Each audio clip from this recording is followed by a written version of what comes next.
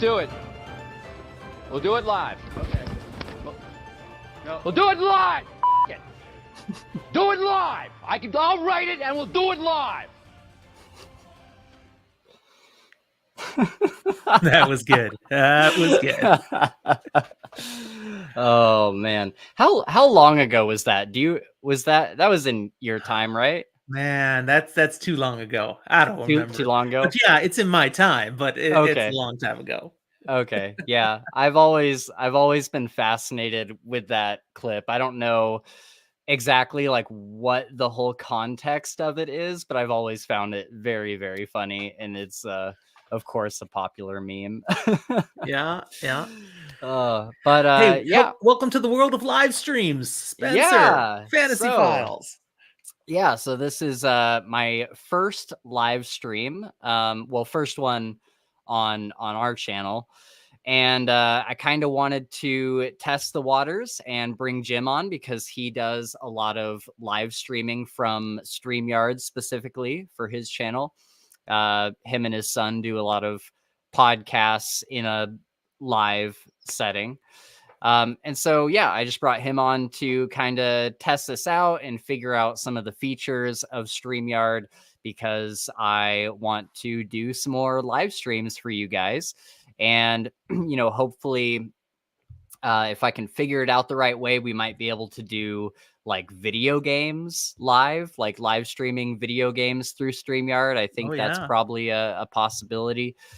And so, yeah, anyways, just kind of wanted to try it out and see what happens, because at the end of February, and I just started reaching out to people about this at the end of February, we are going to be hitting 100 episodes on the podcast. Whoop, whoop. Man, 3 years and 100 episodes, pretty wild, pretty momentous occasion. So what we're going to do is, what we're thinking for this live stream is we're going to have like 5 hours, give or take. Maybe we'll go 6. I don't know. Like, depends on how much fun we're having and how much we've been drinking. But we're going to have 5 hours of like games and various topics and different like articles and stuff that we'll look at. And it'll just be a ton of fun. We're going to have a bunch of guests on. I got this idea from the Critical Drinker was the first person I saw do it. And then John Douglas did another stream that was very similar. Mike's Book Reviews did another stream that was very similar, where they just streamed for a crazy long period of time. And they would have guests like shuffle in and out. Anytime the lobby would get too full, they would ask like, hey, do any of our guests want to like cycle out for the next guy to come in? You're voted off the island. Yeah, we could vote him off. That'd be awesome. But yeah, so I thought that would be super fun.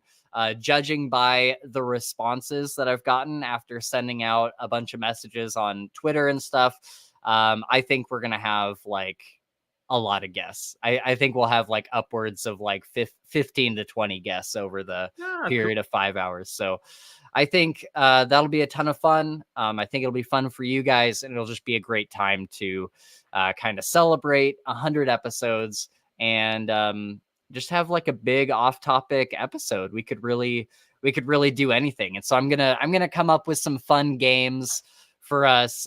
We of course have our spin the wheel that we've done for a lot of our Creators Corner episodes, where I have like an actual like digital wheel that I bring up on screen.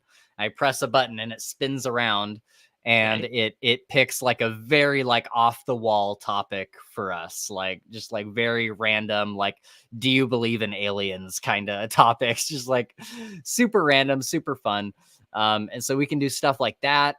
We can play games like something we've been doing on the Fantasy Files Patreon episodes is we will watch a movie trailer and then try to guess a movie that's already come out and try to guess where what it got on Rotten Tomatoes.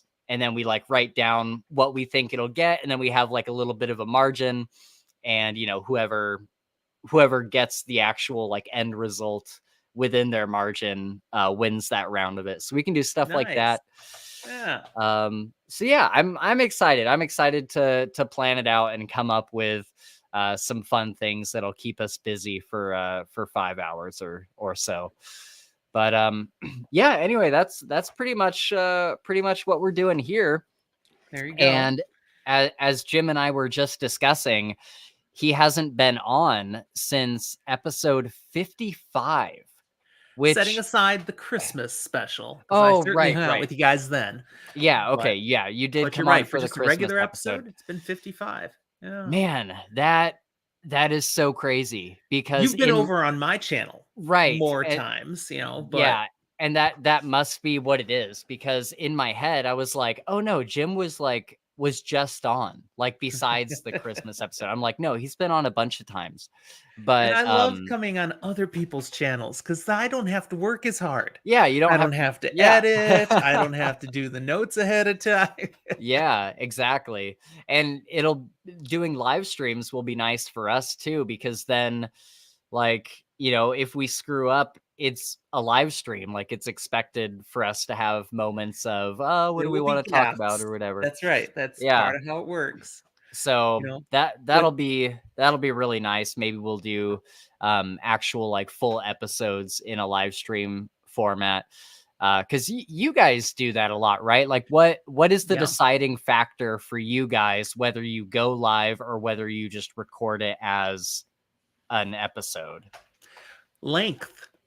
If it's Okay. a long form episode, we almost always do it as a live stream. Now, Okay. it might only be open to our patrons. We don't do most of them open to the public.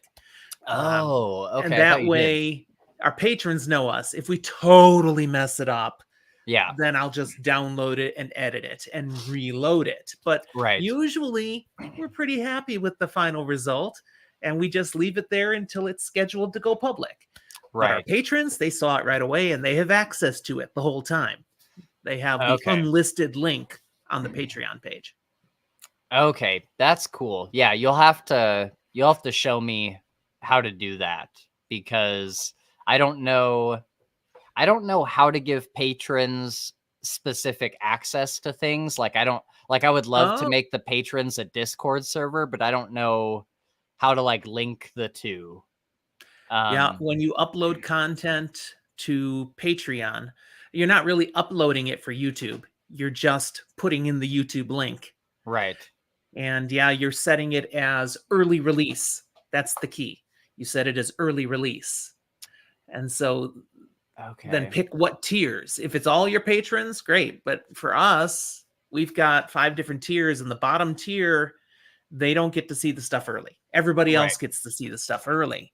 So Right. we pick those tiers and set the date of when it'll go public, and they can see it right away then when we publish that link on Patreon.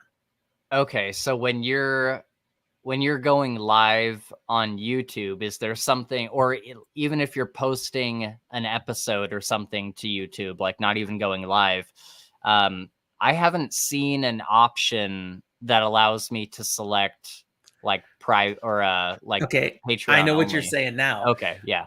We use our Discord server for that. We have a channel on our Discord server that's only for patrons, Okay.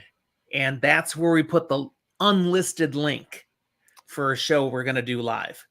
Okay. So no one can see it on our channel, but our patrons have the link to it, and they can go view it. They can be live with us by using the link we put on our Discord server. Okay, I didn't know that's what unlisted meant. So if you select unlisted on the YouTube side of things, if you have the direct link to it, then you can still see it. Yes. But nobody can search it. They can't find it. It doesn't Right. show on your channel, but it's there. If it's private, only you can view it. But if it's unlisted, anyone with the link can see it. Oh, that's what I should do for our Patreon episodes, because I've just been uploading them straight to Patreon. Which is that much more data you're having to upload. Yeah. Yeah. And that takes time. Yeah. So, yeah, that's Okay. exactly what we do. We just put the unlisted link onto Patreon. That's instead of cool, uploading. because then if I wanted to send it to someone who isn't on Patreon, they could still see it. I Totally. can send them Send the link. And Yeah. oh, that is so cool, man. That opens up a whole new world of possibility. I had no idea how to do that. Awesome. And Well, then also, we've had a little more practice with some of these things, because yeah. even though our channels have been going for about the same amount of time, you said, you're approaching your 100th episode. Yeah. And we have like 500 videos. Oh my gosh. Well, yeah. So I should clarify, because I have like, where does it show me how many videos I have? Yeah, because I have like 300 videos or something. Okay. Where do you see how many videos you have? I'm trying to find it. Content. If you just looking at your regular channel dashboard, right under the title, it says how many subscribers you have and how many videos you have. So on like in the studio, or in no, just on your YouTube channel, just the homepage of your YouTube channel. Okay, yeah, let's do that. Let's go to YouTube. Geez. Okay, view your channel. That's what I'm looking for. Okay, we have 232 videos, but we're at like 97 episodes. So like I get official episodes. See, ours says there, I was even undershooting. We have 576 videos. But that's when wild. it comes to numbered episodes, which is only our long form ones, we just recently dropped number 250. Okay, I see. Yeah. So we have been doing the streaming and live through StreamYard a little longer. So we know a few tricks. Yeah, definitely. You guys are cranking them out. That's a lot of content. And all those videos, the numbers have shot up big time, because we do a lot of small ones now too, 5 to 10 minute videos. Right. How long does it take you to, or not like how long as in how many hours are you spending, but how often are you editing? Is it like multiple times a week, or is there like 1 or 2 days that you really just sit down and edit everything, or what do you typically do? It depends on my work schedule, but ideally I'm doing a little editing every day. I'll take a day off because I'm busy with other things, but I'm spending maybe 30 minutes to an hour every day doing some editing or prepping for a new episode. Right. It's just part of the routine. That's what I need to do. I think for the past maybe like 4 or 5 months, I've been kind of in a funk with editing a little bit. And I've I sit down and do it when I need to do it, but there's so much like procrastination that happens. And I'm just like, there's days where I'll get off work and I'm like, the last thing I feel like doing right now is editing an episode, and I'll either watch a TV show or play video games instead. And then it'll get down to the day, like the day before, where the episode really needs to go up. And I'm like, dang it. And I have to sit down and just like edit. Well, this is where StreamYard may help you doing some of your longer ones as live streams. Yeah. Because, then just let it be. And you don't have to edit these unless there was some major disaster that you have to edit something out, Right. Yeah. It's the little ones that I do a lot of editing on, just tightening them up. Right. Especially if I'm with Zach. He likes to say, and pause. And I have to cut all those out. Oh my gosh. I think you have a lower tolerance for the and like than I do. Probably. It might be a have a degree thing. In communication. Yeah. I had to train myself literally not to say Right. Yeah. I've watched so many YouTube videos. I literally have a post-it note on my monitor right here that says don't say and I need to put it somewhere that's like within like better sight or something, because I'll like totally forget about that Post-it note. I never see it. And and it's not just the word it's an utterance, and we do things that are utterances. Right. A very common one, I've heard you do it already today, I do it sometimes, is to say something like, you're talking for a bit, and then you go on to say something else, and the word "and" then was just an extraneous utterance. We are so uncomfortable with silence. I know. It's so wild. It's so wild. Yeah, I don't know. I need to practice that more, because there are techniques that you can use to not say like or or whatever. And I need to focus you just did on it. that. Did you catch yourself? Did I really? See, I don't even really hard.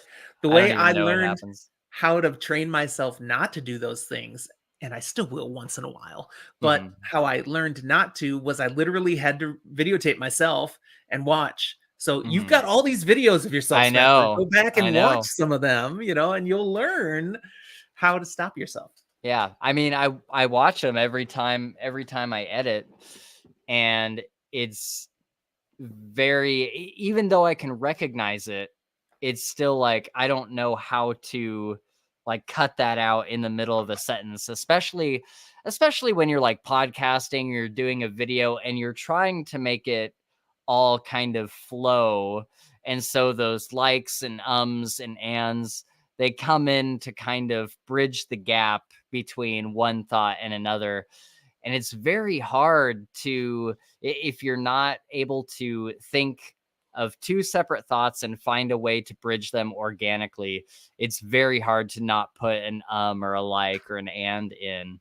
I just take a look at some of our recent short episodes where it's Zach and I, and watch them, and you'll see Zach pretty much never says or like on the screen, but trust me, he did.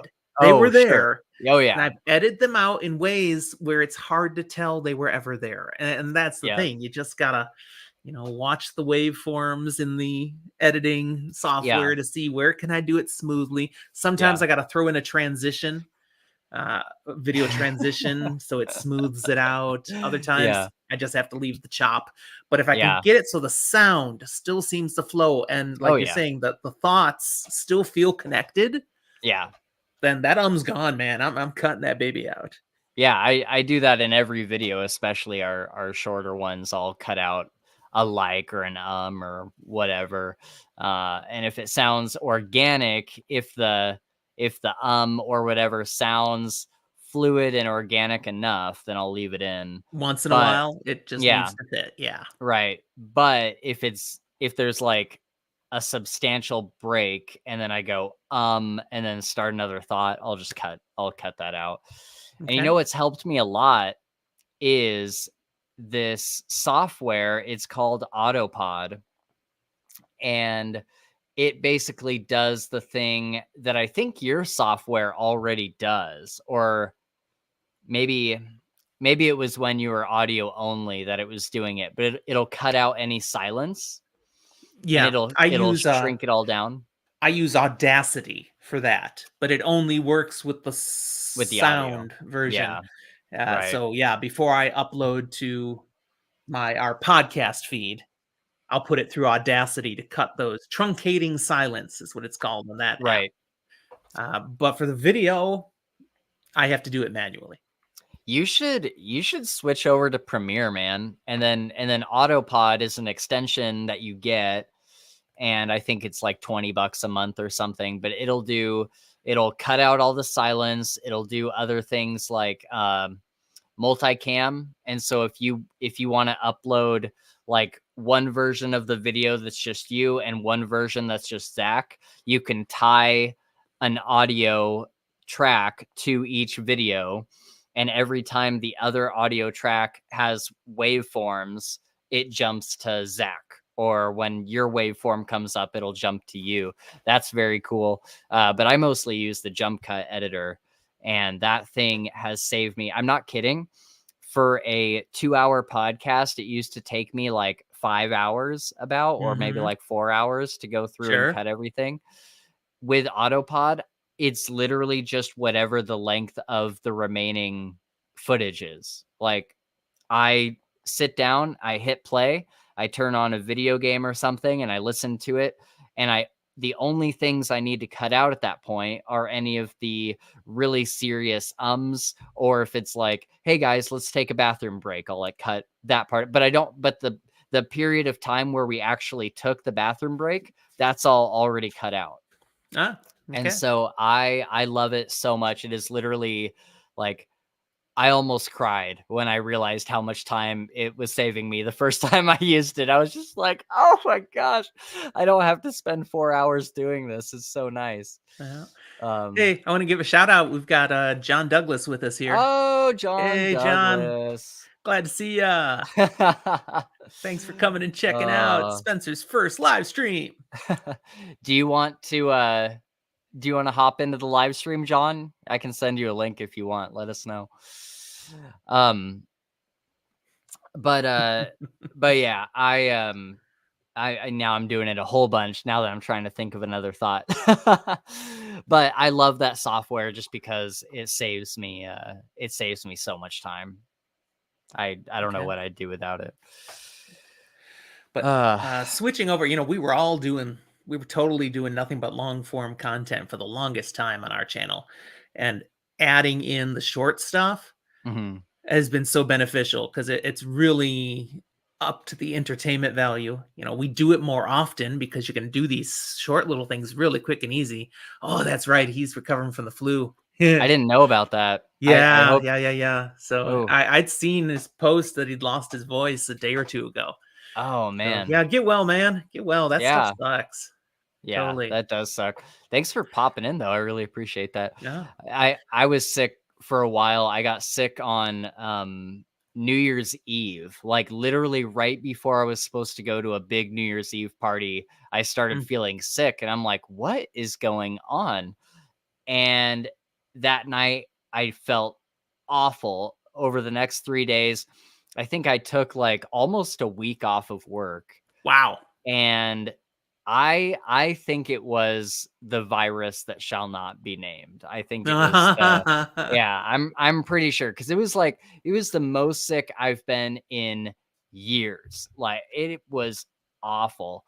And so at the end of that week, I was hanging out with a friend and we were supposed to go grab drinks together, and I was starting to feel better. It was coming and going. It was really weird. Like, one day I'd feel awful. The next day I'd feel like totally fine.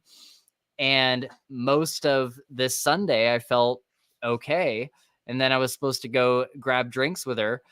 And literally an hour before I was supposed to show up there, I just started feeling awful again. I ended up going because it's like, she probably like got ready or whatever, and like it'd be rude to cut out at the last minute. But I sat down at this table and I just like stared at the bar. She's like, "Are you okay?" And I'm like, "No, I don't think I am." Like, I don't think I'm okay at all. I'm like, I'm gonna hang out for a bit, but I am just feeling awful. And then it take a while to bounce back. Yeah, it really did. And even like that day was the last of the really terrible days. The next couple days were like kind of hit or miss, but it took me another week to fully feel like myself again. So yeah, there's a flu going around. It's awful. Said it might have been the virus that shall not be named.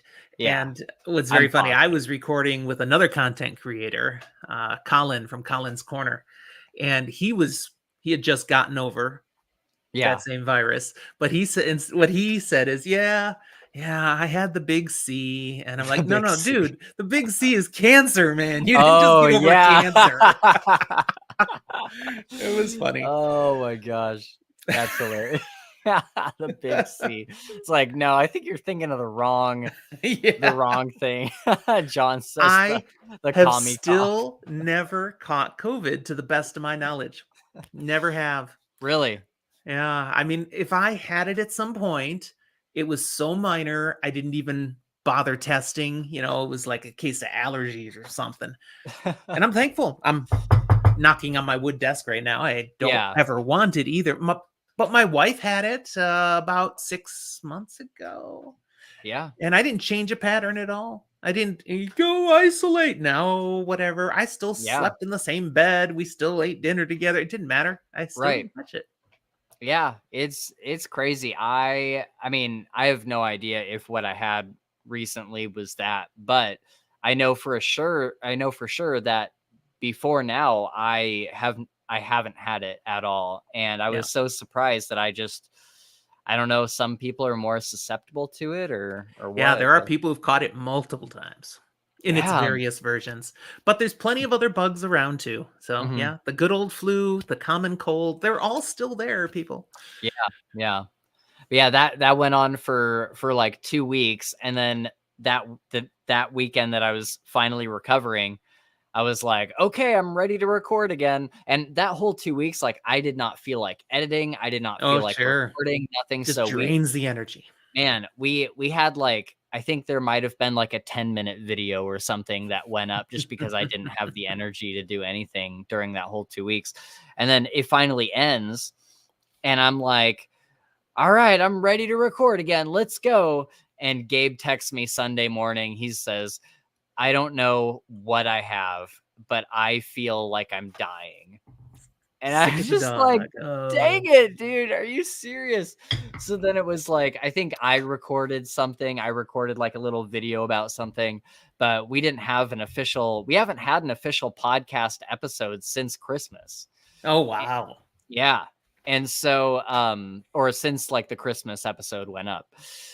And it's, and so then, that brings us to last weekend where we were finally able to record something. We recorded like a Patreon episode and we recorded our reactions to, there was a lot of like Xbox stuff that went up. Like they had like a showcase online. Yep. And they showed like four or five different games. And so we watched that and reacted to it. But this weekend, tomorrow, will be our first real episode since Christmas, and it is the next Harry Potter episode. It's Potter Watch. And what are you up to now? So this is the first book. The first episode we did was, we called it episode 0. And it was just like our general thoughts on the series and just kind of talking about why we love it, what are our most memorable moments and all that. So tomorrow is book 1 and movie 1. So each episode we're doing both the book and the movie. Okay. And then when we get to the end, when we get to Deathly Hallows, we'll go to like where the first movie cuts off. And that'll be our first discussion of Deathly Hallows. And then we'll move on and do like the latter half and the second half of the movie. Now, dude, how old were you when the first movie came out? Oh, let me see. Let me look it up. Because I think I was like, I must have been like 12, right? Like, I'm 31 now. Let's see. How old was my son? My son was only like 3 when the first movie came out, and he's 20. Oh, man. What is he now? 20. He's 24? Dude, I was 9 in 2001. Right? Yeah, 9. 2020. I was born in 92. Yeah, my son's 24. So, yeah, I remember we went and wait in line for the opening. So he was 1 year old when this came out? He was 3 years old. Yeah. And we went with another family, and I'm sitting there in line holding him, as we're waiting to get into the theater. We'd got another family. They'd gone and got the tickets ahead of time. It was great. So was Harry Potter something that you read as it came out? I did, starting with like book 4. I think the first 3 were already out when I started reading Harry Potter. And then with book 4, I read each one. Okay. And then I read them out loud to the whole family too. After I'd read them myself, then I'd read it to everybody. So I read them twice right away. Yeah. Was it something that you like instantly fell in love with, or did it take some time? Or no, I had no issue. Yeah, I liked it right from the get-go. Yeah. And I was a teacher back at that time. So it was one of my 5th grade students who actually was into Harry Potter first. That's how I heard about the books. Oh, okay. And checked them out and went, oh, hey, this stuff's pretty good. Yeah. So what made you decide to read it? Because I feel like someone like you back then would have been like, oh, they're geared towards like children. What was there some sort of acclaim, or like, was it just so hyped up that you're like, there was already buzz. These books were doing really well. And it was pretty obvious out there that they weren't just children's books. They were doing well. They were selling like hotcakes, bestsellers. And I was already a fantasy guy. You know, I like this stuff. So I was like, yeah, I'll check them out. Yeah. Okay. That's cool. John says, funny, I saw another post deriding Rowling's naming conventions. Specifically, they hated Cho Chang, to which I said she must have felt the same given how fast she ditched the character. And I will agree. The first time, you know, I'm not usually one to cry, you know, whatever ist, but I'm like, the first time I heard the name Cho Chang, I was like, really? That seems kind of like racist. I don't know.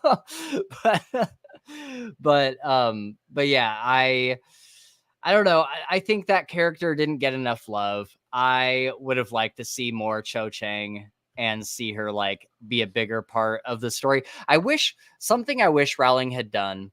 I wish she had started all of the relationships, like at every single point throughout the series where a relationship starts. I wish she would have started it one book earlier and like had it progress through that next book, because I feel like all the relationships are like kind of one shot. And even at the end with, I don't really want to spoil anybody, but like with who Harry ends up with, you know, that's like the final 2 books, and it's like, man, he's not with Cho Chang. What? It would have been nice to see him like develop that over several books. And then of course who Ron ends up with, that was like at the very end that happens. I'm like, man, it would have been cool to like, and there was like flirting and like little like things like leading up to it, but I don't know. I'm enjoying John's most recent comment. Yeah. but that's probably spoilery. Oh my gosh. I think this one isn't too bad though. No, that one's fine. Book 3 through 4, Cho, the big crush of Harry's life. Book 5, Cho Who. She just kind of there's a reason to drop her like a wet rag. You know, come on. Yeah. Yeah. I just wish we would have gotten her like more like now I'm realizing how many times I'm saying like see what I've done to you. Yeah, I know you messed me up. No, I wish she had just been a better character overall. I wish she had been more fleshed out and not so kind of neurotic. I mean, it's okay to be neurotic in high school and whatnot, but I wish she had like just a better arc with it. You know? Well, this is where it plays in something John said in the chat, is that Rowling didn't write down to kids level. You know, she wrote at a bar and they rose up to it to enjoy these books, but she still was writing for young people. So some of this stuff she didn't put as much effort into because they wouldn't have cared. They wouldn't have valued that as much, I think. So she didn't bother to build those relationships out like that. She just, we're living in the moment, people, and keep going through like that. That's true. Yeah. That's one thing specifically that I loved about Harry Potter. And I mentioned it in my review. And oh, hey, Shad Zaman, what's up? Hey. Nice to see you, dude. Yeah, that's one thing I loved about Harry Potter, and I mentioned it in my review, and I'm pretty sure I mentioned it on Potter Watch, is that Rowling, like the books are just as accessible for adults as they are for kids. Totally. And even from the first book, you know, Gabe read the series recently, like within the past 2 or 3 months, he's been kind of reading all of them. And he said he didn't like the first like 2 or like 3-ish books. And I was like, really? Because I started the first book and I was like, man, this is, first of all, incredible, but also this is way darker than I thought it would be. Like, You felt Harry. the first book was dark? Oh, yeah. Like the Oh way man, that. you had to be crying by Goblet of Fire. Oh, dude, I was crying through the whole series. Like Harry in the first book, he is so abused by the Dursleys. Like they What? You've locked got him. something wrong about living under stairs? Come on, what's wrong with that? They locked him in what they call a cupboard for a week. Like, holy crap. It's so odd. I thought the interplay of, you get this introduction to him and he is just horribly abused by these people at every single turn. And when he goes to Hogwarts, it really makes you feel like he has found a new home, that he has found somewhere to be that accepts him and loves him. And it may come with its own difficulties, but it is something that is his. He's never had anything that is his own before. Yeah. I love that. And then the school year ends and he has to go back to the Dursleys. Yeah. And of course you find out why later. There is a reason. There is a reason. Get to know it first. Yeah, at first I was like, for the first like several books, I was like, why does he not just go to the Weasleys? Why does he not just get adopted by the Weasleys? Yeah. Because they would have done it. But something I find about Harry Potter as a series, and you might disagree, others might disagree, but there's not, in my opinion, there's not a lot of genuine foreshadowing. There's a little. And the bit with, but like that, the bit with Harry needing to go back every time, it's just a big mystery. There's really not clues given to you until the reveal later. Yeah. And you're like, oh, now I understand. It plays again into how she really wrote this in the moment. Yeah. There's not a lot foreshadowed. Yeah. So she could do whatever she wanted then. So in some ways you might say that was weak writing. She didn't have to think all those things through ahead of time. She could make it up later, but it still works and it plays well for this particular series. I've heard from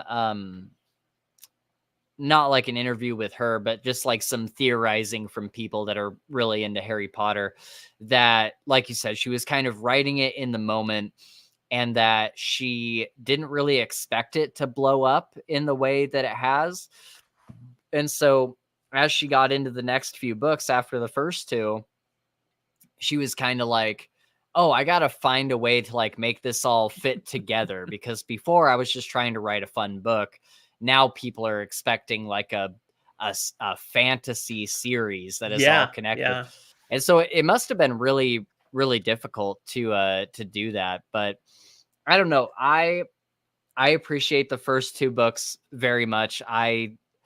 Chamber of Secrets is kind of hit or miss. It kind of feels like a side mission a little bit, but at the same time, it has some of my favorite scenes in it. Like I love them showing up with the car outside Harry's window. That's like one of my favorite scenes in the whole Whomping Willow, man. And the Whomping Willow. And then the first book, I honestly think next to what's the, not Prisoner of Azkaban, Half-Blood Prince. Next to Half-Blood Prince, the first book might be my favorite next to that. It's just got so many great introductions to all these characters. And the Mirror of Erised, I had to re-listen to book one for the podcast on Sunday this last week. And I cried again at this scene. Like him seeing his parents for the first time. Oh my gosh. Yeah, Shad Saman. How could anybody expect it to blow up that big? Man. Yeah, so it's a fair thing there.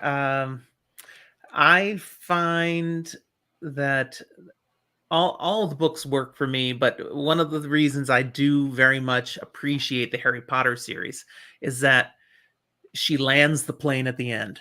You know, the story delivers. There are plenty of others out there that become this big phenomenon, and the author struggles to land it well, and in some cases crashes the plane. It's like, okay, you ended it, but I'm not satisfied. That really didn't work for me. Like The Expanse. I love The Expanse. Back off, buddy. I have no problem with that ending. I think that last book was utter dog shit. No, wow. You just don't get it. You just don't get it. Speaking of don't get it. Yeah. My son and I talked about the Dresden Files again recently. He's halfway through. I know. Changes. He's struggling. Halfway through book 12, Changes. And he's still like, you've still been overhyping this, Dad. No way. I don't like, oh, son. Okay, and he has some legitimate issues. Sure. With the series. I've been watching them. I've been watching your videos. Okay, well, we just did an episode that'll drop coming up this week on basically how he's reading the Dresden Files, but still doesn't really get it. You know, that's kind of what it's about. And the legitimate issues that he has with the Dresden Files, the things he really beats it down on. I told him, dude, it goes away in book 13. What? There are things that he doesn't like about the series. What's that?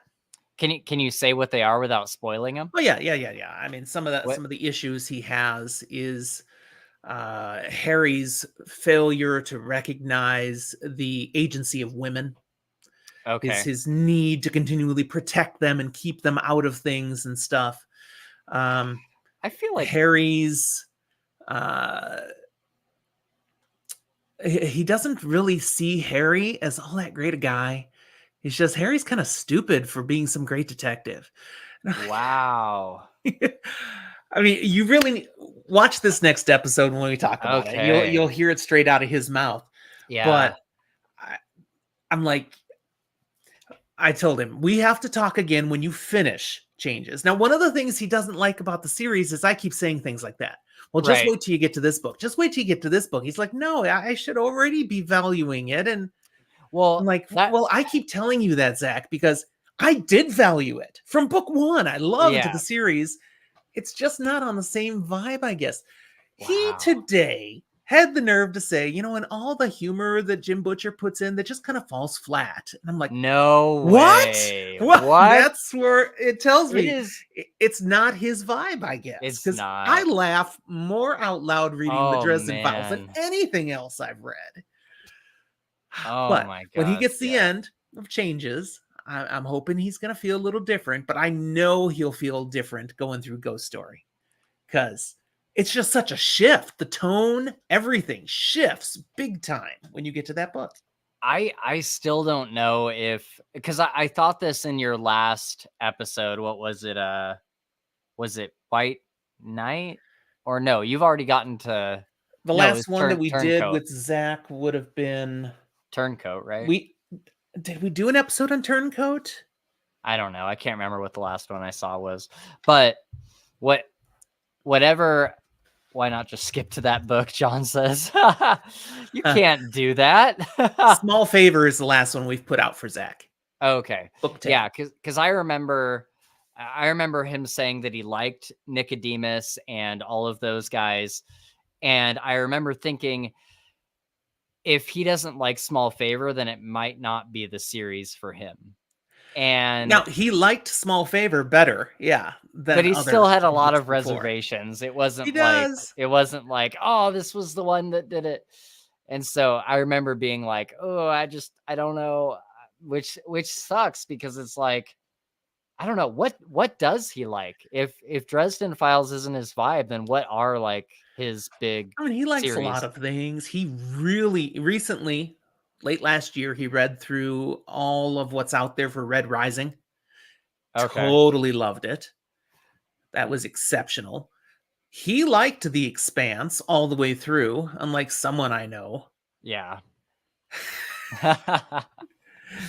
His only issue with The Expanse is he thinks it's made it harder for him to enjoy other science fiction because they do so much of it right instead of crap science, you know, and it's like it raised the bar really high.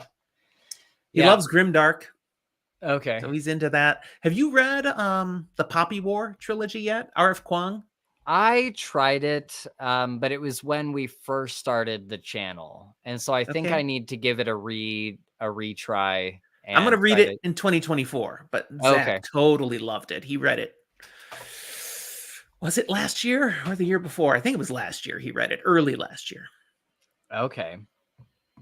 Yeah, I don't remember. I didn't have you DNF The Expanse after book 1. What is wrong with you? Well, hey, if you're not loving it, there's too many other good books to read. Don't force yourself to read something you're not getting into.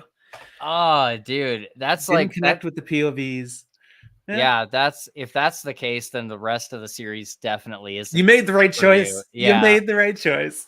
But that is wild. I've never heard of somebody like not liking the first book. The first and second books are like the best ones. There's even some weird people out there who struggle with the Wheel of Time and just have trouble connecting with the story.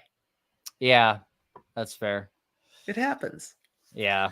When are you going to start book 5, by the way? That is coming up in 2025. I need to listen to a recap of book 4, and then I can just jump into book 5. I can point you to a place if you want to read a tight, short recap. Okay. Go to dragonmount.com. Okay. Dragonmount. It's a Wheel of Time fan place. Now they have other stuff. They have like Cosmere and stuff there too now, but they've started out with Wheel of Time, and they've got recaps, a summary of every book. They also have a chapter by chapter little recap, a tiny thing, like a paragraph for each chapter. But you can get up to speed real quick hitting Dragonmount. And that was not a paid endorsement. It's not a sponsor. So y'all at Dragonmount, you're welcome. Yeah, for sure. They're friends. I got a number of them that are on my Discord. Yeah, Tom, Kathy, good people. I'm looking forward to book 5. Even though I had some like negative opinions on book 4, but I don't think that that's representative of the whole series. Like I'm sure that I'll enjoy the rest of it. To tie into the kind of thing Zach hates when I say, you'll appreciate book 4 more as you read book 5. Right. Yeah, so book 5, do you think that it is more similar to like book 3 or 2 than book 4? No, it's because it's a direct extension of book 4. It's continuing the story. But as to aspects that you may or may not have appreciated in book 4, I mean, book 5 is a little more. Is it confusing and vague and you only understand it after reading the whole series? No, there's a little more pushing on direct action there with book 5. Okay. It's pretty awesome. And there's a crazy awesome battle scene in book 5 that people really enjoy. Intense stuff. Yeah, I'm looking forward to continuing that. That's definitely on the roster for this year. Game of Thrones is on the roster for this year. That's something that we're gonna Song of Ice and Fire. You mean that Song series? of Ice and Fire? Yeah. Okay. Wow. So you never did that one? Yeah, I read those. I don't think I picked them up until I knew HBO was doing a show, and that's when I chose to read them because I hate watching an adaptation if I haven't read the source material first. So I picked up the first book and I was like, oh man, this was good. I can't believe what they're doing in this book, Yeah. And then I plowed through all 5, and then I've been bitterly irritated with George R.R. Martin ever since. As we wait for Winds of Winter forever and anon. Yeah, that's one thing that's kind of like I'm not usually a person that says I'll read a series when it's finished or whatever, but Song of Ice and Fire, I'm kind of like, man, do I want to read everything that's out yet and then have to wait with everybody else for the next book?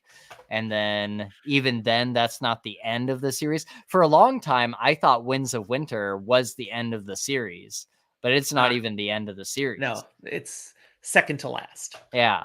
But I'm like, it's definitely an enjoyable enough read that even if you don't ever get the last 2 books, you won't be frustrated that you read it. Yeah. And there are some major changes in the books over how they adapted it on HBO, some of which I really like better. Speaking of adaptations, and real quick, I'll reply to Shad's thing here. He says, I like Dune and am reading Sun Eater. You guys should read it. Dune You've read seems Sun like Eater, right? I've read the first book and a half, and I think Dune would probably be a little over my head. Chris read it this year, and he is much smarter than me, and he had a hard time getting through it. Dune is one of my favorite classic science fiction fantasy books. Yeah, a lot of people love it. Book 2 and 3 in the series are better than book 1. Oh, interesting. Book 1 is a little gatekeepy. The style to try to get through it can be hard these days. Okay. I still love it, but I understand when some people DNF it or just, I'm not getting it. Yeah, for sure. But yeah, Sun Eater, I read the first book and liked it. I didn't love it. And then I read the second book and I was like, this is just more of like what I didn't like from the first one. It was just a very slow pace. I think it's written extraordinarily well. Like his prose is incredible, like almost King Killer level, but it's so slow. And I'm like, can we just get to the point? Like, I don't even know what we're doing anymore because there's so many like side missions of like the main characters just kind of going in different directions and just kind of doing things. And I'm like, can we just like focus a little bit? Oh my gosh. Hey, Jared, what's up? Can we talk though about Silo? Yes, that's what I was going to bring up. Okay. So you have an interesting experience there that baffles me a little bit. Yeah. So did you watch my video? I saw what it was about, and you'd been commenting on X about your thoughts on it all. So I assume the episode just kind of plays into that in the same way. You should watch it because I feel like I explained myself really well in that video. I'm not all I don't always get my point across very well, but I feel like I really did in that video. But basically I read the first book after watching the show. I fell in love with the show, just gobbled it up. Like I was staying up until like 2 or 3 in the morning watching this show because I loved it so much. And I was like, I'm going to read the book. I know that the adaptation is going to be different from the book. That's fine. I'm glad that I watched the adaptation first. But what I was not expecting was for the adaptation to be significantly better than the book. Which is wrong. I'm telling you, you are wrong. And completely wrong. Here's the thing.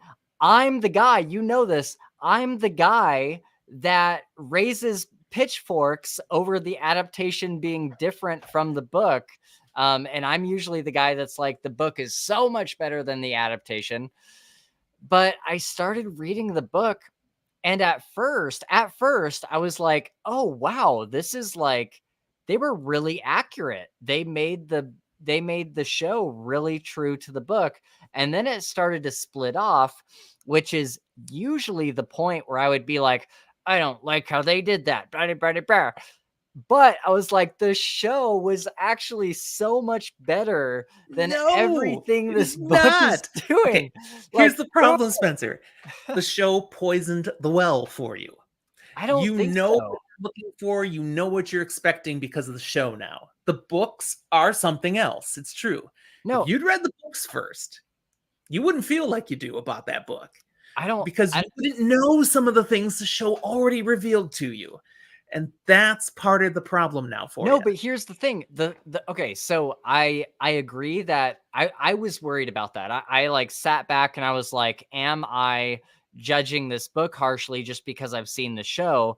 But I can look at the book objectively and say the pacing is too fast. They don't have like I feel like I'm reading a Cliff's Notes. Like usually the book is supposed to be longer than the adaptation and give you more time in this world.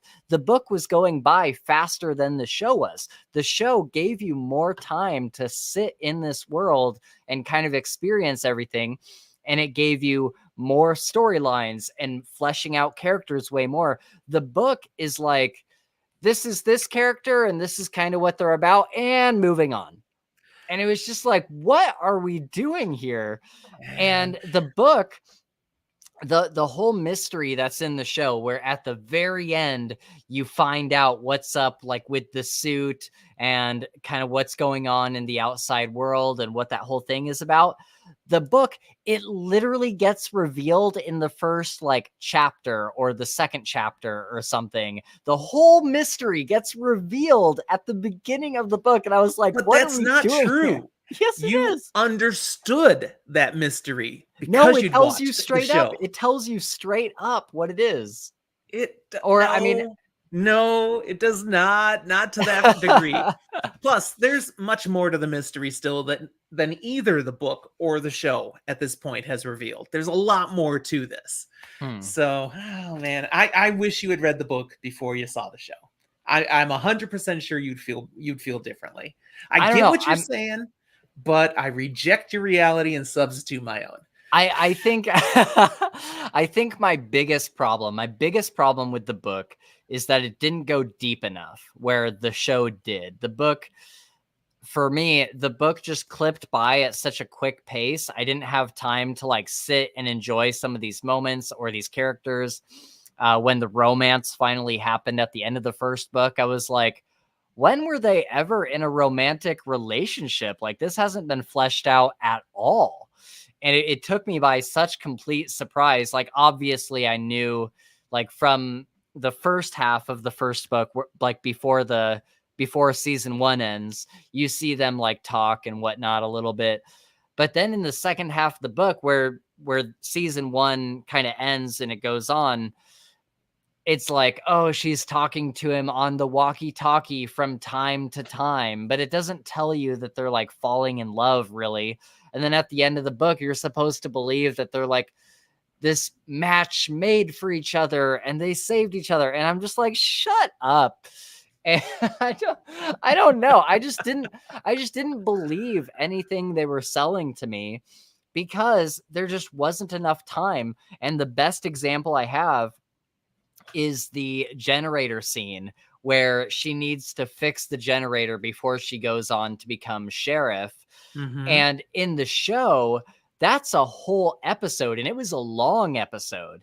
And it is this action-packed, like on the edge of your seat, like, oh my God, are they going to fix it? Because they have to fix this rotor that's at the very top, and they have to shut the whole thing down. But while it's shut down, it's also like expanding with air, and it's going to blow if they don't do it fast enough. And so it's so intense, and I was literally on the edge of my seat the whole time.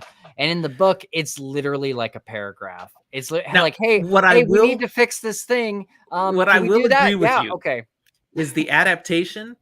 The show is excellent. I really enjoyed season 1 of Silo. I look forward to seeing more. Yeah. Definitely. But I loved the books too. Sorry. Yeah. I did. Yeah. I mean, that's fair. I will say, and I say this in the video, where season 1 leaves off and then I'm going into fresh territory with the book. I did like that more. I still didn't feel like it was as fleshed out as it should be, but I did enjoy it more once those events start happening and we're starting to see some new stuff. The second book, I didn't like very much. I thought it was okay. I didn't hate it. I don't have like a ton of negative things to say about it, but I just don't understand why they made that big flip flop into a whole new cast of characters. Like, I understand why, but I still just don't like it. Have you read book 3? I'm about to start it. Okay. Yeah, you'll understand. Okay. But most people who've read the whole trilogy do agree with you that book 2 is the weaker of the 3 books. Yeah. Speaking of books and weakness and weird stuff, John threw out Terry Goodkind. Have you read any of Goodkind yet? No, I the Sword of Truth haven't. series. Oh, am I not up to date on? I don't see the. Oh yeah. No one, no one had a more gatekeepy first book than Goodkind. Heated, contentious issue in some fandoms here. Yeah, isn't he like a total asshole or something? He was. That's pretty much what I've come to understand.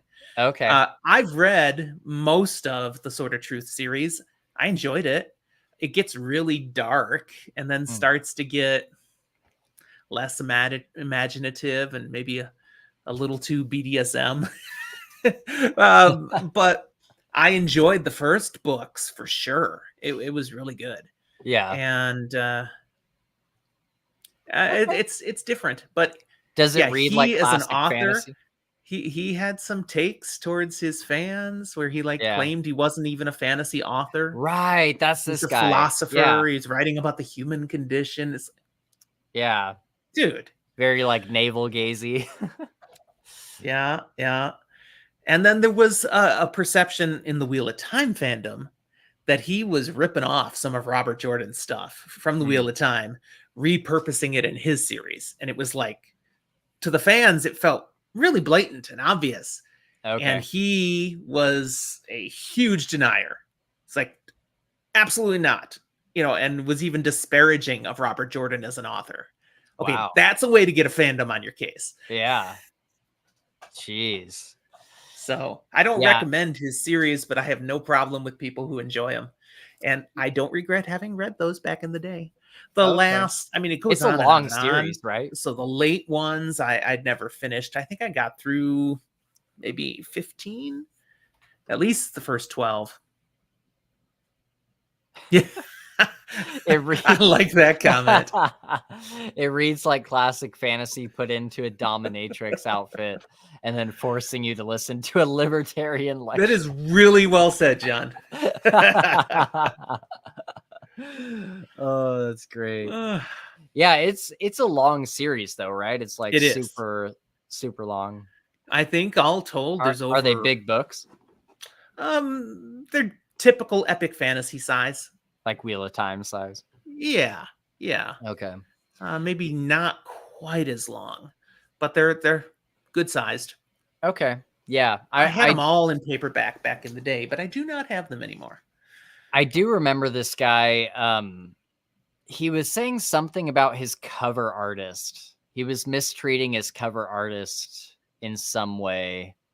Do you remember this, John? This bit of, because I thought it was either John or Daniel Green that was posting about it. That would fit the mold of what I've heard. Because I remember. I wish I could remember the exact details. I can't, but I remember there was a lot of kerfuffle with that. But word of the day: kerfuffle. Kerfuffle, yeah. Thinking about some of like these older books, and you mentioned that you had all the Sword of Truth in paperback and whatnot. What do you think is your oldest book that you have, and what is your most expensive book? Just thinking science fiction and fantasy. The oldest book I still have. Wow. It's probably, I've got some paperback copies of The Lord of the Rings and The Silmarillion and The Hobbit, all from, it's like a 1980s publishing. Okay. Might even be 1970s. I bought them used, a used bookstore back when I was in college, probably around 87. And I still have those. They're not super valuable, but they're still in great shape because I take care of my books. That's cool. So that's probably my oldest. I don't pay a lot for high quality books. People get these special editions and hardcover bound things and stuff, and I don't really go for that. Now I'm all into Kindle books. Oh, you're not getting any of the like special editions that are coming out or anything? No, I don't care about that. I care about the story. I care about what's in the book. So it doesn't really matter to me how I access them. But probably the most expensive book I have is probably also The Lord of the Rings, an edition, a hardcover edition that Zach bought me as a present. Okay. Yeah, that's funny. I collect books in a very controversial way, because I listen to everything on audio. I don't like actually physically read. And so all of the books that I have are just for show on my shelf. And I see a couple comments here we'll get into. But yeah, I like collecting the special editions and the hardcovers and all that, just to have them on my shelf. And I should be getting it in the next couple days, is Zach Argyle's Voice of War omnibus, and it's like an extremely special edition. It looks like the Sanderson leather bound special editions, so I'm really excited about that. I have a few signed books. I have like Empire of the Damned that's signed. Okay. I have the Scythe trilogy that's signed. I actually have a signed Wise Man's Fear, King Killer #2. I found it at a used bookstore. Ouch! And I know. And it is addressed to someone else. It's like to David or something. And then he signed his name. I'm like, well, I'm not David, but I have his signature. So Zach has a couple hardcover Wheel of Time books signed by Robert Jordan. No way. That is crazy. Yeah. He got him his gifts. His girlfriend's grandma had them. No way. Now Zach does. Yeah. It is tell him to marry her. That is awesome. He plans to. But I'm not supposed to ask when's that happening, you know. That, right? No pressure. Yeah. Okay, so John says he threw his cover artist under the bus for what he deemed a bland cover. Artist took exception. Facebook fans blasted him for it. To be fair, the cover in question wasn't awful, but a bit unremarkable. Okay. You guys should read Bound and the Broken by Ryan. It's a great classic fantasy with a modern feel. It's on my TBR. Yeah. Probably not 2024 though. I've got so many books to try to read, man. Yeah. This is one that I started.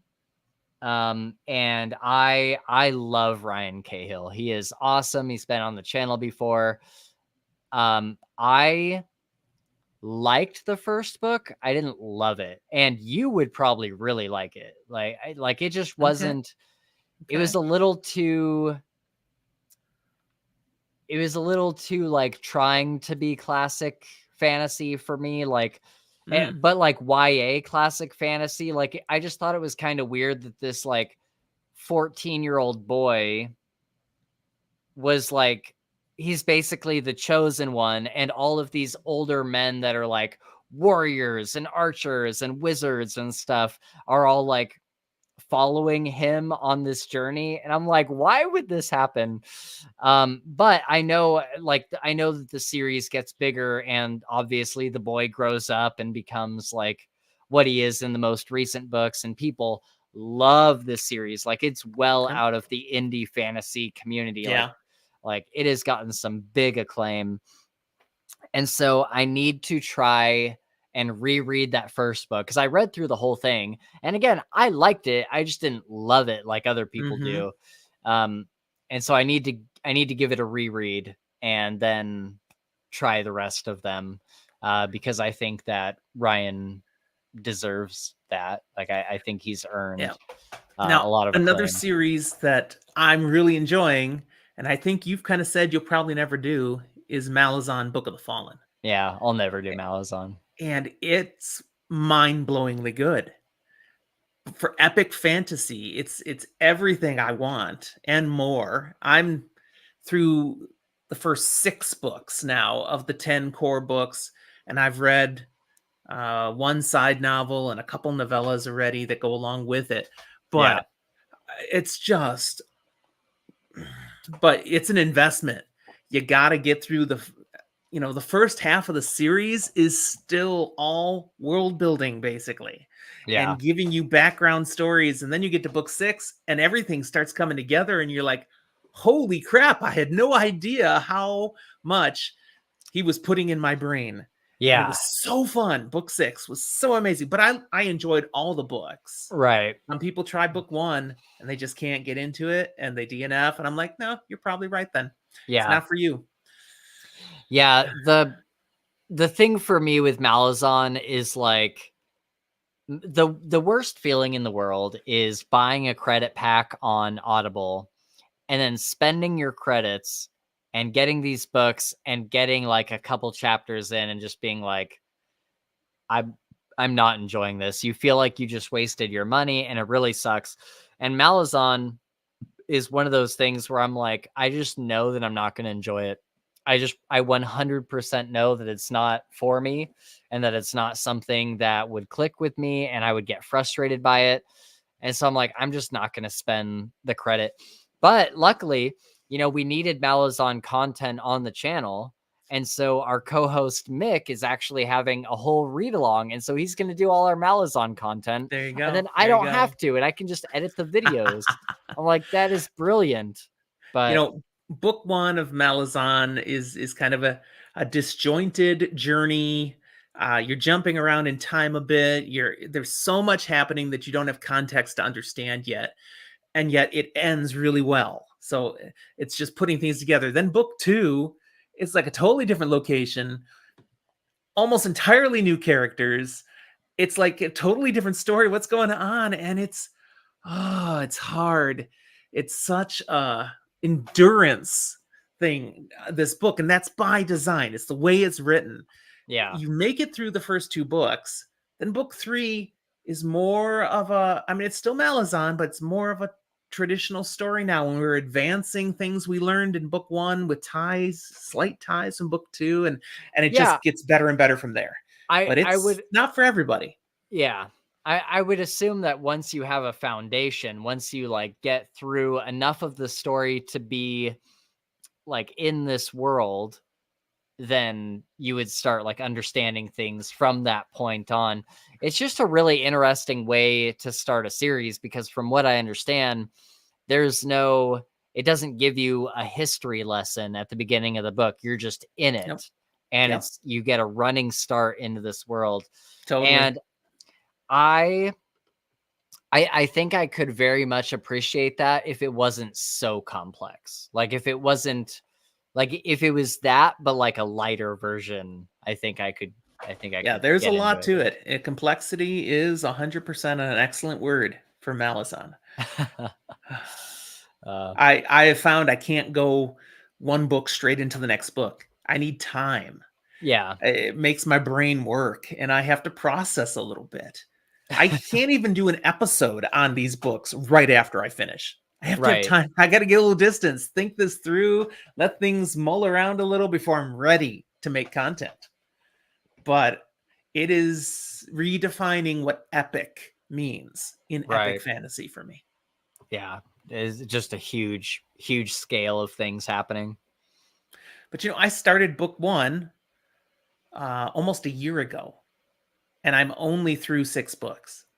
I mean, I've read a few other things along the way. I read 150 books last year. Right. So Malazan itself, those books, they take a lot of time. Yeah, for sure. Audiobooks, I would never try Malazan on audio. I know some people who have, but they've struggled with, being able to retain things. There's just so much to it. I read them ebook. But a book that I did try on Audible that I almost failed was The Faithful and the Fallen, book 1, Malice by John Gwynne. Have you read The Faithful and the Fallen? No, it's kind of been on my TBR. I tried his other series, Shadow of the Gods. Uh-huh. I haven't got to his other stuff yet. Okay. I tried that one and I couldn't quite get into it. So I didn't know if I would feel the same for Malice. Oh, The Faithful and the Fallen, 4 books. I loved it. But again, a lot of complexity, a lot of characters that are introduced in the first book, a lot of things to try to keep track of. And I did try it as an audiobook. and I had to restart it twice. Oh, wow. You know, I'm partway through, maybe I'm through the prologue and into the first chapter on my first attempt, and I'm realizing I have no bloody clue what's going on. I am so lost. So I started over. And this time I made it to maybe chapter 5 and realized again, I'm not connecting the dots. I need to pay more attention. So I started a third time. Wow. And it helped that I was now repeating this stuff, you know. Yeah. But finally it stuck. And I'm so glad I didn't DNF because it's an amazing story. And I did not have that trouble with the next 3 books. It's just the first one, trying to get into this world, all these different characters, figure out what the heck is happening. If you do it as an audiobook, you can't multitask. You have to be able to pay attention to the beginning of the book. Okay, yeah, maybe it wouldn't be for me then. Is it is there like a magic system or anything, or is it pretty like historical? There's definitely magic involved. Oh, yes. Okay. But it's more soft magic. It's not super hard. Oh, okay. Interesting. And it's epic fantasy. It's not grimdark, though there are some dark things that happen for sure. Yeah, that's kind of been on the roster for a while now. I don't know when I'm going to start it, but that's one that's kind of been looking at me from time to time. I definitely recommend. We've got at least 4 episodes on our channel. I did a spoiler light book blast on each of the books, and then I think I did one overall of the series after I was done. I don't remember. That was a long time ago now. That was back in 2022. Oh, okay. Have you read Empire of the Vampire by Jay Kristoff? No, you've talked to me about that one before. Yeah. Last year you talked to me about that. You would like it, I think. It's very, very grimdark, and the second book I think comes out in March or maybe late February. And that's one that I'm really looking forward to reading. I got to give the first book a reread. Because there's just a lot that happens. I remember how it ends, but there's just a lot that happens in the middle. But yeah, I think that's one that you would like a lot. You know, I have this problem. There's so many books out there that I think I'd like a lot. And trying to get to them all. Oh my goodness. Okay. Yeah, let's talk about this. Okay. Yeah. You have posted on Twitter recently so many books where I'm like, what the heck is this random book? Like this book that like just judging it by its cover, right? I'm like, this is the most random book I've ever seen. Really? How do you hear about some of these books that are just so far out of the like mainstream, and like are they ones that people have told you like you have to read this kind of thing, or how do they make it onto your TBR? And also a second part of it, why do you do this long list of a TBR and stick to it so strictly rather than mood reading? Okay, I can elaborate on both of these. Okay. Both of these questions. The books that I read, how have I found out about them? Some of it from other content creators, things that they've covered, and I'm like, oh, that looks good. I'll put it on there. But a few of them, some of the more obscure ones, are people who've reached out to us on our channel, say, hey, would you read our book? Oh, okay. And explains it. I'll give it a try and see if that works. But one of the best ways I have come up with a bunch of these books that I wouldn't have heard of necessarily another way is our try reader tournaments that we've done from time to time on our Twitter channel. Because, you know, we're looking for, you know, best fantasy novel, best book of 2023, you know, whatever different topics, and people put in the things that they like. And when I haven't read them, I look them up, and then, if I think that sounds interesting, it goes on the TBR. So I've gotten a really wide net through those tournaments. That's been fun. But the mood reading bit, you know, there's a little mood involved. when I have something new to put on my TBR, it doesn't go on the bottom. It goes okay. I where thought I it did. feel it should go based on how interested I am at it. And then I periodically go back and move things around in my TBR too. Like Red Rising, I'm going to get to very soon. That used to be much further down my TBR. But I've heard so much good, and Zach read it and loved it, so it moved way up. It's a spreadsheet, so I can change the order of things left and right. But in general, when it's time to pick a new book, I go to the TBR and I look at what's next at that time then. And that's what I'll go with. There are some books I'm specifically planning to read as ebooks, others that I'm going to do as Audible, and still others that are physical, and they're all blended together on the TBR. So I'll jump around because of that too. So do you, when a new like big book comes out, are you reading it? Is it jumping to the front of the TBR so that you can read it while the hype is fresh and make content and stuff? Sometimes. For example, Brandon Sanderson will have book 5 of the Stormlight Archive coming out in December. That'll be an instant right up at the top there. And in fact, I'm going to reread the first 4 as audiobooks. Wow. I've never done them on audio. So as we get later in the year, I will prep for that one because I know it's coming. Okay. And I'm going to read that away. You should read them with us because we're getting to those books as well this year. So maybe we could do some episodes on them and stuff. Maybe we could. Yeah. That I can tell you, I'm going to appreciate them a lot more the second time through. I bet. I'm really excited to get to them. I read the first third of Way of Kings and I loved it. Like I legitimately loved it. I just had to move on to other stuff for the podcast. So I'm really excited. I read the first 25% of that book and DNF'd it. No way, really? Now here's what happened. It wasn't like I made a conscious decision to DNF. I just stopped reading. I got busy with other things. I was struggling with the book. The pacing was too slow. There was so much world building going on. And I'm like, I'm just not digging this much yet.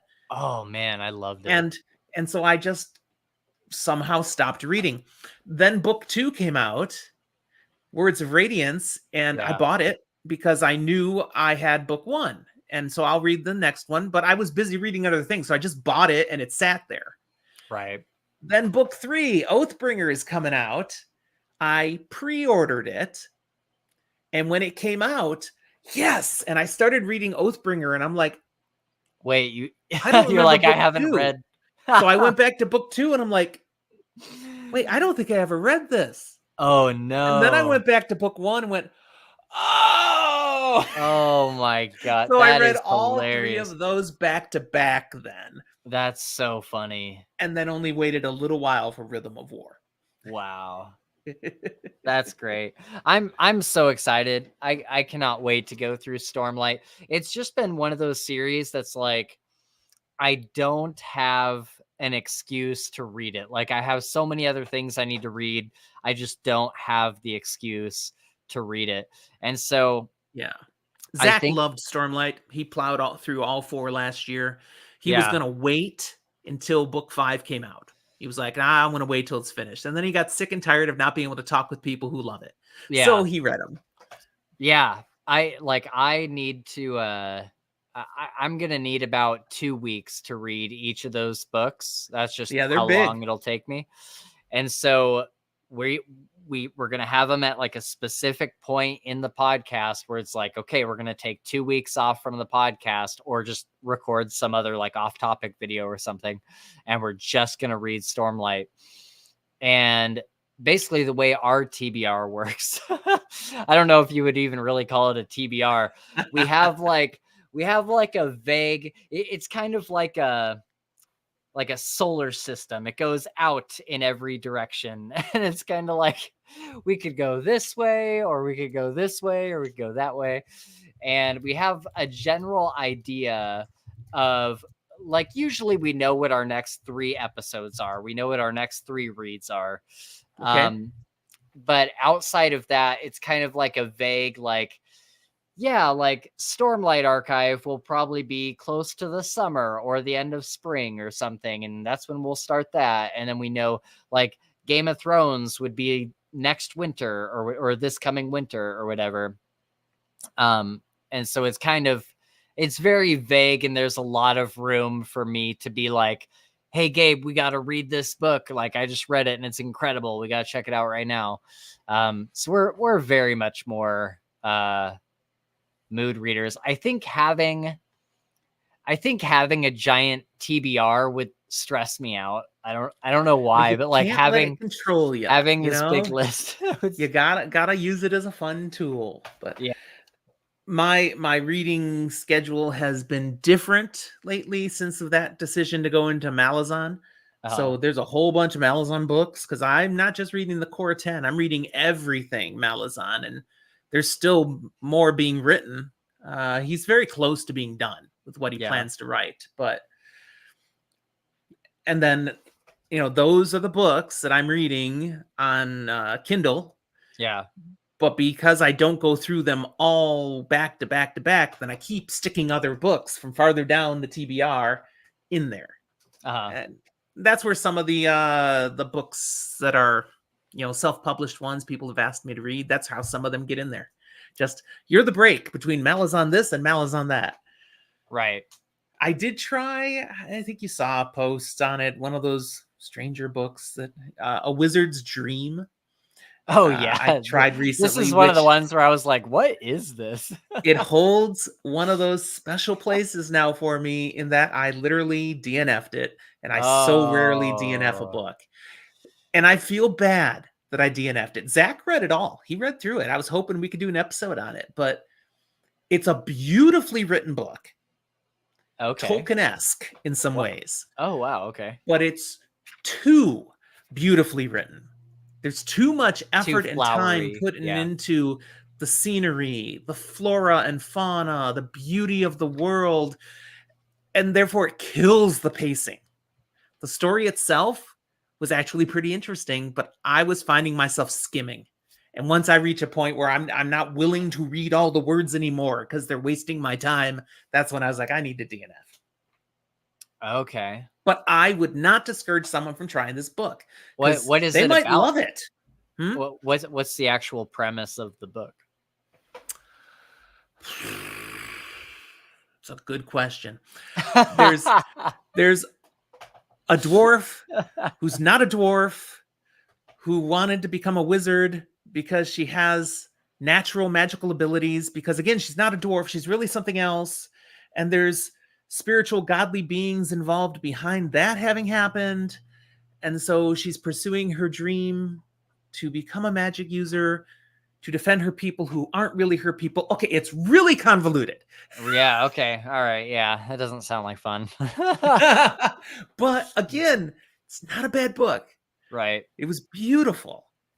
No errors in the writing, no flaws. The author chose a style and is very true to that style. And the style is what did me in. But if you dig the style, you're going to love the book. Right. Okay. I'm trying to think. I'm trying to look up what I've read recently. But I want you to tell me I want you to sell me on something. And spoiler warning, I'm already sold on it because I listened to the sample on Audible and liked what I heard.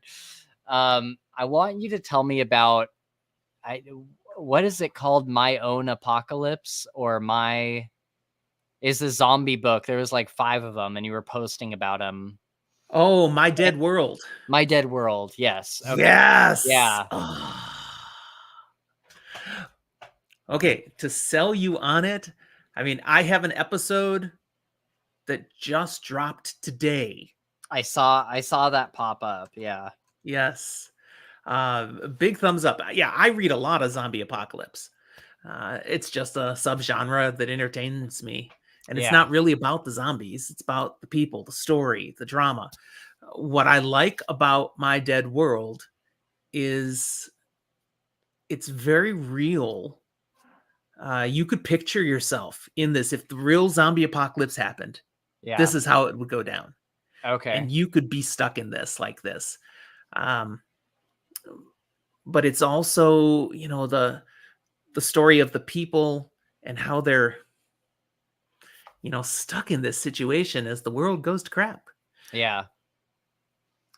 So it's very, is it more like down to earth and like gritty, I guess? I mean, all zombie stuff is gritty, but I mean like almost like Walking Dead-esque of like somebody's got to die. We got to decide, you know, whether to cut their arm off or whatever. There's a lot of people that die in this story. Yeah. A lot of people. But The Walking Dead even, you know, goes over the top in a lot of ways. This story never goes over the top. It's realistic. Some zombie apocalypse stories lean really heavily into the banter between your characters and making fun in the midst of tough situations. The story doesn't do that, because you wouldn't do that in a zombie apocalypse. It's much more realistic. There is some banter and engagement between the characters that's entertaining, but that's a minor piece of it. It's the story itself and seeing these characters trying to navigate this and seeing so many characters not survive that you've come to care about. And yet there is a path. You know, it's got a satisfying ending. So very cool. Yeah, I listened to the sample and I liked what I saw. I can't remember what exactly was happening in the scene from the sample. I think it was like right at the beginning where they're all like, something crazy is going on. We got to like get ready and go and that kind of thing. But I really liked it. I liked the general voice of the narrator. And without it being a major spoiler, you know, it focuses initially on one family, one woman and her close family, and her brother is a bigwig at the CDC, the Center for Disease Control. So I remember that. They get a heads up on something's happening. Globally, this was the scene. Before the rest of the world really knows what's going on, so they're able to do some preparing. And they make special preparations, and then finally when the brother calls and says it's go time, they go. That's what I thought was cool about it, because that was the exact scene that was playing out in the sample. And you know, so many times you get a zombie story where it's like all of a sudden something happens and they just have to like zombie crashes through your bedroom window. And so it's kind of cool to see a family that was at least able to prepare a little bit and at least get a little, you know, head start on it. I think that's pretty cool. They get to their place, their safe spot, their prepared like place a cabin before everything falls apart. There's like a cabin that her dad owns or something like that. And yet, even the best laid plans don't work out as well as you'd hope. You'll see that when you read it. You're gonna love it. I did excited. All 5 of those as Audible, so they play very nicely on Audible. Okay, cool.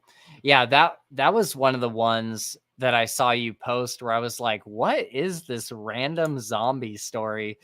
And then you posted about him so much. You read all the books, and I was like, "Well, he keeps reading them, so it must be good." Although you've been known to just keep going with a series, like stuff that you may not necessarily be enjoying. I'm a completionist, man. I really have to. I agonize to DNF. Yeah, it's true. I think that's what made me look it up, because I'm like, I wonder if he's actually enjoying the series or if it's just his completionist thing that's happening. So my episode out there today, I think it's under 5 minutes. It's a short little one, and I give my reasons why this one's a step above, why I really enjoyed it, and I do recommend My Dead World. Go check it out, guys. All right. I have to get moving on. Unfortunately, all good things come to an end. All righty. Let me just read two real quick. We got 2 last ones. Shad says, have you guys read Dandelion Dynasty? I have not. I've heard of it, but it's not even on my TBR. So it's just a tantalizing. I heard of it, but I couldn't even tell you what it's about. I know. I need to look it up. I heard it's really, and this could be totally wrong, I don't know. But what I've heard is it's very political, not like in a modern day, like left versus right kind of sense, but political in the book, like in world politics. It's very heavy into that. I stand corrected. It is on my TBR. I've got 1,400 books on my TBR. I can forget. That's absurd. That's down at numbers 610 through 613 right now. It's by Ken Liu. So you're insane. I'm not familiar with it, other than it's got some great covers.